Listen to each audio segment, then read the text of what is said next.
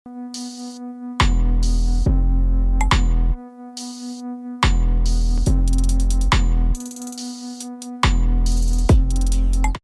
जोड़ के 3 बार साधु साधु बोलिए। नमो तस्स भगवतो अरहतो सम्मा संबुद्दस्स। नमो तस्स भगवतो अरहतो सम्मा संबुद्दस्स। नमो तस्स भगवतो अरहतो सम्मा संबुद्दस्स। पवतदीपतुल्याय सायुसन्तातियाखयं परूपमाय सम्पसं पावय मरणासति। साधु साधु साधु। महाकारुणिक तथागत बुद्ध धम्म संघ को त्रिबार वंदना। परम पूजनीय बोधिसत्व डॉक्टर बाबा साहब आम्बेडकर आज यहाँ उपस्थित पूजनीय भिक्षु संघ, श्रद्धावान बुद्धि संपन्न उपासक उपासिकाएं, आज विशेषतः भिक्षु मंगल बोधि उनके माताजी के पुण्य स्मृति के निमित्त पूजनीय भिक्षु संघ को निमंत्रणा द्वारा ये पुण्य कार्य कर रहे। हमने शीलयाचना भी किया, भोजन दान भी दिया। और भोजन दान का क्या लाभ होता है? भोजन के साथ साथ हम आयु वर्ण सुख बल प्रज्ञा ये दान देते हैं। ये भंते जी ने धम्म देशना में भी सुनाया। और परित्राण श्रवण किया, धम्म देशना सुना। ये जितने भी कर रहे हम पुण्य कर रहे, धम्म कर रहे। हम बहुत भाग्यवान है कि घर के जो मूल है वो भिक्षु बने हैं, भिक्षु मंगल बोधि, है ना। तो इसलिए सब पुण्यवान है, धम्म करने का मौका बरोबर मिल रहा है। इसलिए इस मौके को जितना हो सके उतना सदुपयोग करते करते हमें ज़्यादा पुण्य करना चाहिए। सामने ढेर सारा खजान मिल गया, सोने चांदी हीरा मोती से भर पड़ा है। अरे हमारा भाग्य हीरा मोती सोने चांदी का दर्शन हो गया करके हर दिन सिर्फ नमस्कार ही करके बैठेंगे तो वो हमें मिलेगा क्या? मिलेगा नहीं, उसको तो लेना पड़ेगा ना, तब मिलेगा।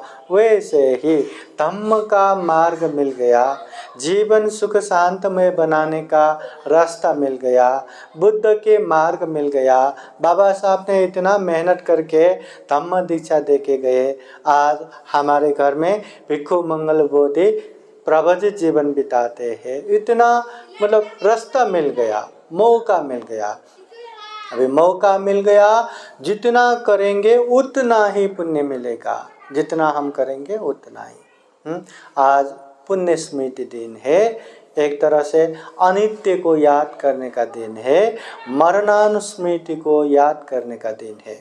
तथागत बुद्ध कहते हैं पवात दीप तुल्याय। हमारे जीवन तो ये खुले हवा में, खुले मैदान में जैसे जले हुए दिए की तरह है, मेणबत्ती की तरह है। कभी भी कहीं से भी थोड़ा भी ज़्यादा हवा लगा वो बुझ जाता है। वैसे ही हमारा जीवन है। कब कहाँ कैसे किस तरह मरेंगे किसी को पता नहीं। जीवन का कोई गारंटी नहीं है।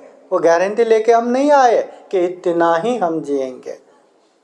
देखते हैं ना दुनिया में कितने लोग माँ के पेट में ही मर जाता है, जन्म होते ही मर जाता है, बचपन में मर जाता है, जवानी में मर जाता है, अर्धवयस्क में मर जाता है, बुढ़ापे में मर जाता है। पर मरना निश्चित है, जीना ही अनिश्चित है।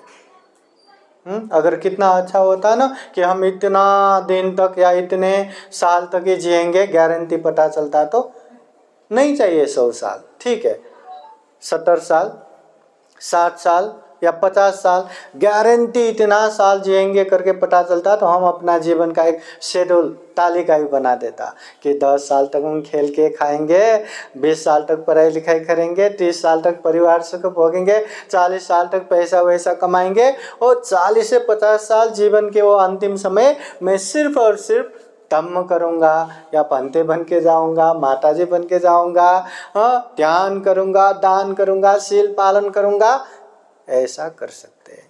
पर जीवन का ठिकाना नहीं है, कब कहाँ कैसे ख़त्म होगा पता नहीं। इसलिए हम ये तालिका नहीं बना सकते, इस तरह का शेड्यूल नहीं बना सकते। इसलिए बुद्ध कहते हैं जीवन का कोई भरोसा नहीं, कभी भी कहीं भी कैसे भी ख़त्म हो सकता है। इसलिए भावय मरण सति, मरना है ये बात को याद करते करते पुण्य कार्य करते जाना है।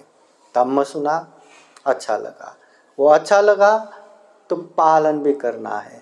नहीं अच्छा तो लगा पर ठहरिए, मैं पूरा काम करके बुढ़ापे में जब मैं रिटायर हो जाऊंगा ना तब पालन करूंगा। अच्छा दान देना पुण्य है, ठीक है अच्छा है, मैं 60 साल के बाद खूब कमाऊंगा, पैसा जमा करूंगा, फिर दान दूंगा। शील पालन करना अच्छा है, अच्छा ठीक है 60 साल बाद तो अरे उसी में लगूंगा मैं, तभी शील ही पालन करूंगा। ध्यान करना भी अच्छा है, तब से ध्यान ही करूंगा, अभी नहीं, अभी तो खूब सारा काम है। ऐसा करके बैठेंगे तो ठीक होगा क्या? कभी बीमार भी पड़ा ना इतना मन बेचैनी हो जाएगा, इतना भयभीत हो जाएगा कि अब क्या होगा, अब क्या होगा। इसलिए बुद्ध कहते हैं भावय मरण सति, मरना है इस बात को याद करते करते पुण्य करने का मन आया तो तुरंत करना चाहिए। कल करूँगा या अगले जन्मदिन में करूँगा, अगले पुण्यतिथि में करूँगा, ऐसा कहते रहेंगे तो वो पुण्य करने का मन कब खत्म होगा पता ही नहीं, तुरंत खत्म हो जाता है। इसलिए जैसे ही पुण्य करने का मन से हुआ तुरंत करना चाहिए। ये बुद्ध वाणी है, ये बुद्ध का उपदेश है। और जितना हम पुण्य करेंगे, जितना धम्म करेंगे, उतना ही हमारा कल्याण होगा। हम मनुष्य जीवन में है, सुगति में है, इतना दुर्लभ जीवन मिला है, इतना अच्छा मतलब शरीर मिला, सोच समझने का शक्ति है, हाथ पैर अंग प्रत्यंग परिपूर्ण है, दिमाग है, हम चिंतन मनन कर सकते हैं, विवेक बुद्धि है, प्रज्ञा है, पाप धम्म, उचित अनुचित, कुशल अकुशल, योग्य अयोग्य सब समझ सकते हैं। इतना अच्छा जीवन मिला, पर इतने अच्छे जीवन मिलने के बावजूद भी अगर हम पाप धर्म को नहीं पहचान पाएंगे या पाप धर्म पहचानने के लिए हम अच्छे धर्म को नहीं समझते या नहीं सुनेंगे तो कैसे होगा। अगर धम्म को अच्छे से नहीं सुनेंगे तो पाप धम्म हम समझ नहीं पाएंगे, पाप धम्म नहीं समझ पाएंगे तो पाप से अलग और धम्म में आगे नहीं बढ़ पाएंगे। इसलिए इतना दुर्लभ जीवन मिला है, जितना हम अच्छा करेंगे उतना ही हमारा है। हम जीते जी जितना पुण्य कर सकते करना चाहिए, वो पुण्य कोई छीन के नहीं ले सकता। जैसे माता पिता का संपत्ति में बच्चों का अधिकार लगता है ना, हक लगता है, हमारा भी भाग चाहिए करके हिस्सा लेता है। मगर पुण्य ऐसे संपत्ति है न कोई छीन सकता है, न कोई लूट सकता है, न कोई कुछ ही कर सकता है, वो अपना है। संपत्ति तो देखो ना, कितना भी पैसा कमाओ, धन संपत्ति कमाओ, आग से जल के, पानी में बहा के, शत्रु षड्यंत्र करके, चोर चुरा के, देश सर्वसहरण करके कैसे भी खत्म हो सकता है, पर ये पुण्य रूपी संपत्ति खत्म नहीं कर सकता। इसलिए जितना हम पुण्य करेंगे उतना ही हमारा कल्याण। अभी देखने में सब कितना आनंदित दिख रहा है ना, सब अच्छे दिख रहे हैं। सब लोग अच्छे हैं क्या? मन से कोई टेंशन नहीं है क्या? अभी नहीं है, बाद में टेंशन नहीं क्या? बाद में पीड़ चिंता नहीं है क्या? जिंदगी में समस्या नहीं है क्या? खूब सारा है। इसका मतलब क्या है? इसका मतलब यही है कि हमने पुण्य थोड़ा कम किया। जिस तरह हम शरीर को आहार चाहिए ना, भोजन खाते खाना खाते, वैसे ही ये मन को भी ऊर्जा चाहिए। जितना हम अच्छे अच्छे पुण्य करेंगे उतना उतना मन बलवान हो जाएगा। मन बलवान हुआ तो हमेशा ये प्रसन्न भाव, अच्छे से रहना सब हो जाएगा। इसलिए मन को ऊर्जा चाहिए, पुण्य रूपी ऊर्जा चाहिए। तो वो पुण्य बार बार करना चाहिए। जितना हम पुण्य करेंगे ना उतना इंसान सुखी रहेगा, सबके सामने भी, अकेले में भी, कहीं भी। अगर दिखावे के लिए ही पुण्य कर रहे हैं ना तो दिखावे के लिए वो खुश रहेगा। अकेले रहा तो सर दर्द, ये टेंशन, वो टेंशन, ये बेचैनी, वो दुख, शांति से नहीं रह पाएंगे। ये बुद्ध का उपदेश है। एक बार तथागत बुद्ध के पास सुबह मानव आके प्रश्न करते हैं, हो भगवान, इस दुनिया में इंसान होके एक समान क्यों नहीं है? एक समान है क्या? उस सुबह मानव पूछते हैं कि भो भगवान, कोई अल्पायु है, कोई दीर्घायु है, मतलब कोई जल्दी मर रहा है, कोई लंबी उम्र तक जी रहे, कोई विद्वान है, कोई मूर्ख है, कोई दरिद्र है, कोई धनवान है, कोई जन्म लेते ही लाखों लोगों का सलामी मिलता है, उच्च कुल में जन्म होता है, और कोई जन्म लेते कूड़े कचरे में फेंका जाता है, ऐसे कुल में जन्म होता है। हाँ? कोई दिखने में बहुत ही खूबसूरत दिखता है और कोई दिखने में छी एकदम घिनौना। तो इंसान होके एक समान क्यों नहीं है? तब तथागत बुद्ध कहते हैं, सब्बे सत्ता कम्म सका। ये जो भी हो रहा है, ये जितना भी हो रहा है, इसका मूल कारण कम्म है, खुद का कम्म है। कम्म बोले तो काम बोले तो जो हम शरीर से करते हैं, जो वाणी से बोलते हैं, जो हम मन से सोचते हैं, वो काम। अगर अच्छा करते हैं तो अच्छा काम, कुशल कर्म। अगर बुरा करते हैं तो बुरा काम, अकुशल कर्म। जो कुशल कर्म करते हैं उसका परिणाम अच्छा आता है, जो अकुशल कर्म करते हैं उसका परिणाम बुरा आता है। इसलिए बुद्ध कहते जो जिसने अच्छा कर्म किया है उसको अच्छा परिणाम मिला, और जो जिसने बुरा कर्म किया है उसको बुरा परिणाम मिला। मगर जो भी यहाँ हो रहा है, जितना भी यहाँ हो रहा है, इसका प्रमुख कारण यही कर्म है। इंसान ने जो खुद ने जैसा कर्म किया वैसा ही परिणाम होगा। कोई इंसान ऐसे ही धनवान नहीं होता, उसके लिए बहुत मेहनत परिश्रम करना रहता है। कोई इंसान ऐसे ही दरिद्र भी नहीं होता। तो ये जो भी हो रहा है, जितना भी हो रहा है, ये सब का कारण कर्म है। उस समय तथागत बुद्ध कहते हैं, कर्म दायादा, कर्म ही हमारा अंशयार है, कर्म बंधु, कर्म ही हमारा बंधु है, कर्म योनि, कर्म से ही हमारा जन्म होता है, कर्म पति शरणा, कर्म ही हमारा सच्चा शरण है। मतलब चरित्र अच्छा रहा तो सब अच्छा, नहीं तो बुद्धम शरणम धम्मं शरणं संघं शरणं गच्छामि करके बुद्ध धम्म संघ के शरण में जा रहे, पर अपना चरित्र कुछ भी अच्छा नहीं तो कुछ फायदा नहीं, कुछ अच्छा नहीं। इसलिए चरित्र अच्छा होना चाहिए। कर्म ही सच्चा शरण है। यं कर्मं करि संति, जैसा कर्म हम करते हैं, कल्याणं वा पापकं वा, चाहे अच्छा कर्म हो चाहे बुरा कर्म हो, तस्य दायादा भविष्यन्ति, वो वैसा ही कर्म करेगा। इतना अच्छा मार्ग मिला। इसलिए थोड़ा अच्छे से, जितना हम श्रद्धा रखेंगे, जितना हम विश्वास रखेंगे, उतना हम सुन पाएंगे। जितना श्रद्धा से सुनेंगे उसको लगता है कि हम पालन करो, और जितना हम पालन करेंगे उतना ही कल्याण होगा। यकीन मानिए, आप सुन के या देख के कुछ होने वाला नहीं है, पालन ही करना पड़ेगा। ये बुद्ध ने जो कर्म की बातें बताया ना, वही है। अगर हमें बुद्ध गया जाना है तो बुद्ध गया चलना ही पड़ेगा, चाहे पाई चलो, हाँ पैदल चलो, चाहे गाड़ी से चलो, चाहे ट्रेन से चलो, चाहे फ्लाइट से चलो, चलना ही पड़ेगा। केवल यहाँ बैठे बैठे पहुँचने वाला नहीं है। तथागत बुद्ध के समय में धम्म देशना सुनने के लिए वहाँ बैठते हैं ना, 500 हो या 5000 हो, कोई खांसता तक नहीं, इतना भी सुई गिरे तो उसका भी आवाज़ सुनाई दे, इस तरह से शांत होता है। वो शांत कभी होगा जब हमें अंदर से, मन से वो श्रद्धा उत्पन्न होगा, वो विश्वास कि ये धम्म देशना सुनने से हमारा कल्याण होगा। धम्म देशना सुनना कल्याण है कि नहीं? बुद्ध ने जब मंगल सूत्र का उपदेश दिया, 38 मंगल, उसमें बुद्ध कहते हैं कालेन धम्म श्रवणं ये तंग मंगलम उत्तमं, समय समय पे धम्म देशना सुनना ये मंगल है। कालीन धम्म साकच्छा एतं मंगलम उत्तमं, समय समय पे धम्म का चर्चा करना ये भी मंगल है। और बुद्ध ने त्रिपिटक ग्रंथ के सुत्त पिटक अंतर्गत एक अंगुटर निकाय ग्रंथ है, वो ग्रंथ में तथागत बुद्ध के वाणी आता है कि धम्म देशना सुनने से विशेषतः 5 फायदा होता है। और सुतंग सुनाते, कभी न सुना हुआ अच्छा अच्छा उपदेश सुनने को मिलेगा। सुतंग परियोदपेति, सुना हुआ भी बार बार सुनने से कंठस्थ हो जाता है। जैसे पंचशील बोले तो क्या क्या है?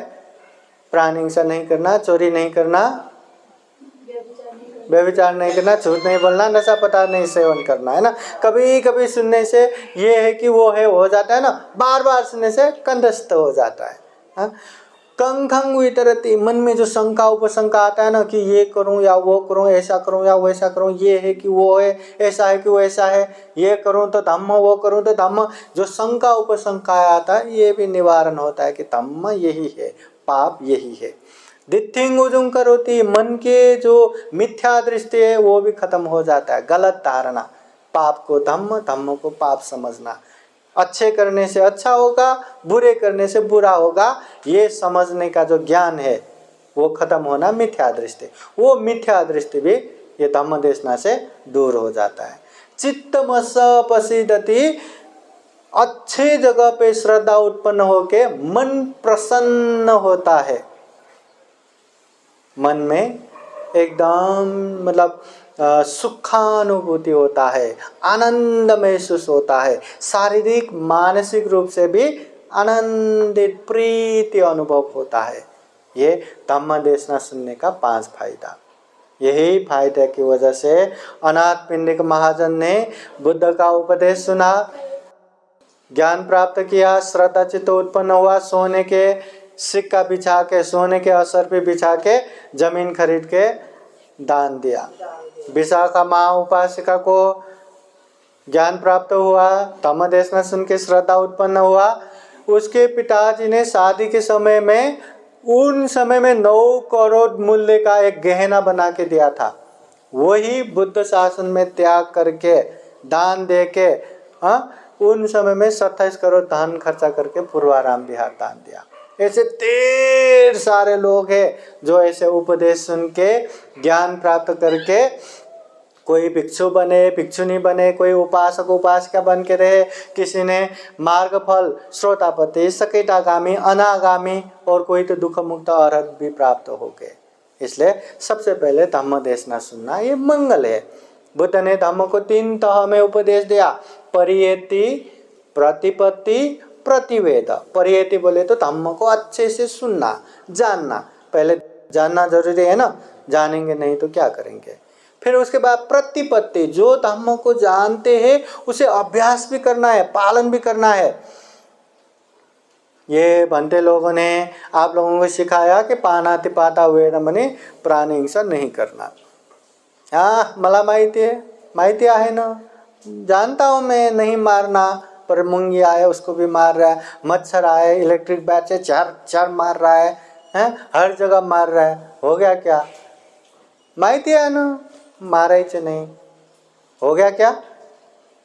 तो उसको व्यवहार में प्रयोग करना, मतलब चींटी को भी नहीं मारना, मच्छर को भी नहीं मारना। मच्छर आता है तो जाली लगाओ, है ना, मच्छर आने की रास्ता बंद करो। चींटी आता है तो उसको साफ सुथरा रखो, चींटी आने का मौका ना दो, है ना। इसको पालन करना जरूरी है। प्रतिपत्ति बोले तो अभ्यास करना, पालन करना। जब तक पालन नहीं करेंगे ना, केवल ये धम्म में जाएंगे तो सुख मिलता है, शांति मिलता है, मार्ग फल प्राप्त होता है, निर्वाण प्राप्त होता है। बस दूसरों ने कहा, विश्वास रखा, साधु साधु उसमें ही चल पड़ा।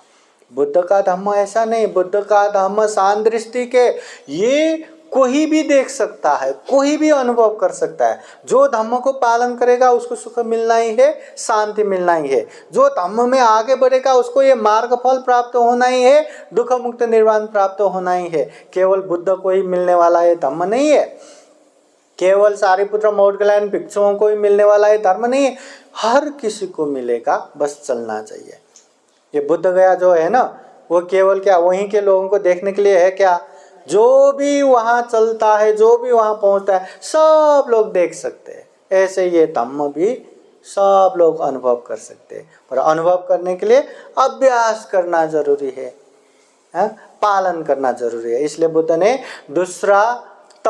दूसरा लेवल बताया, प्रतिपत्ति अभ्यास करना है। फिर तीसरा तथागत बुद्ध कहते हैं प्रतिवेद। अच्छे धम्म को जानोगे, अच्छे धम्म को अभ्यास करोगे तो अच्छे परिणाम भी निश्चित रूप से आएगा।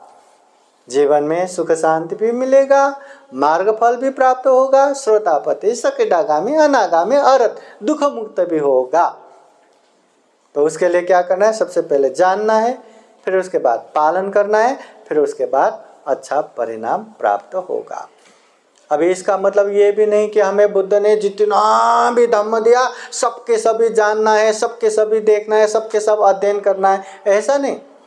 पर जितना हमें सुनने को मिलता है ना, उसे समझ लो, समझ के अच्छा लगा तो अभ्यास करो। बुद्ध कहते हैं बहुम पिचे सहितं भासमानो न तक्करो होती नरोपम। तो ज़्यादा से ज़्यादा धम्म की बातें सुन के कंठस्थ करके भी रखा, मगर पालन नहीं किया तो उसका कोई फायदा नहीं। जैसे दूसरे के गाय भैंस चराने वाले पहाड़ में, जंगल में, कंदरा में कहाँ जाके मेहनत करके गाय भैंस चराता है, पर दूध कौन पीता है? उसका मालक पीता है ना, उसको कहाँ मिलता है। वैसे ज़्यादा धम्म की बातें जान लिया पर पालन नहीं करता तो वो गाय भैंस चराने वाला ग्वाले जैसा। अपम विषय सहितं भासमानो धम्मस्य होते अनुधम्मचारी। थोड़ा ही क्यों ना हो, वो सुन के, वो समझ के अगर पालन करेंगे तो सही रूप में वही धम्मदार है, वही धार्मिक है और उसी को अच्छे फल मिलता है। इसलिए ज़्यादा सुनना चाहिए ये ज़रूरी नहीं, मगर जितना सुनना चाहिए, जितना सुनने को मिला, जितना हमें श्रवण करने को मिला, उसको समझ के अभ्यास करना जरूरी है। आज के समय में बहुत सारा डिपार्टमेंट स्टोर, बड़े बड़े मॉल बनते हैं, हाँ, डिपार्टमेंट स्टोर, डीमार्ट, यहाँ वहाँ घूमने जाते हैं तो हम वहाँ जाके ये कह सकते हैं क्या ये सामान तो ज़रूरी नहीं क्यों रखा, वो सामान तो ज़रूरी नहीं क्यों रखा? कह सकते हैं जितना भी रखा है सब काम का ही रखा है, मगर सब काम का रखा है करके जब हम मार्केट जाते हैं सब के सब ट्रक भर के लाते हैं क्या? नहीं, अपने क्षमता से उसमें भी सेलेक्ट करके छोटा सा थैली भर के लाते हैं, जितना जरूरी है उतना। वैसे ही तथागत बुद्ध के धम्म विशाल है, 84,000 धम्म स्कंद संग्रहित त्रिपिटक ग्रंथ है। इसलिए जितना हो उतना सुनने का, पढ़ने का, समझने का, और जितना समझ में आए अभ्यास करने का, जीवन सुखमय होगा। इसलिए ये मार्ग पे जो भी चलेगा उसको सुख भी मिलेगा, शांति भी मिलेगा। केवल दर्शन करने से, केवल वाह वाह वाह कितना अच्छा बताया करके स्तुति करने से, गुण स्मरण करने से कुछ भी मिलने वाला नहीं है। इसलिए आज के दिन में हम यही कामना करते हैं कि आप लोग भी धम्म को खूब अच्छे से समझ सके, हाँ, धम्म को अच्छे से समझ के महसूस करके उसे पालन कर सके और अच्छे धम्म को अभ्यास करते करते ये दुर्लभ, ये अमूल्य, ये सर्वश्रेष्ठ मनुष्य जीवन को सफल बना सके, सार्थक बना सके, दुख मुक्त निर्वाण के रास्ते पे निरंतर आगे बढ़ सके, यही कामना करते हैं। फिर एक बार जो विशेषतः दिवंगत हुए माता जी पूजनीय भिक्षु मंगल बोधि के माता जी उपासिका को हमने जितने भी पुण्य किया ये पुण्य प्राप्त हो, सुगति और निर्वाण के लिए ये पुण्य हेतु हो। और जितने भी दिवंगत हो चुके हैं, जो हम जानते हैं नहीं जानते हैं, जो हम पहचानते हैं नहीं पहचानते, ऐसे परिवार बंधु बांधव सभी को भी हमने जो पुण्य प्राप्त किया ये पुण्य उन लोगों के लिए भी हेतु हो, कारण हो, सुगति तथा निर्वाण प्राप्त कर सके, ऐसे कामना करते हुए पुण्य अनुमोदन भी करेंगे। सब लोग 3 बार साधु साधु बोलिए। साधु साधु साधु। बुद्धं नमामि, बुद्ध को नमन करता हूँ। धम्मं नमामि, धम्म को नमन करता हूँ। संघं नमामि, संघ को नमन करता हूँ।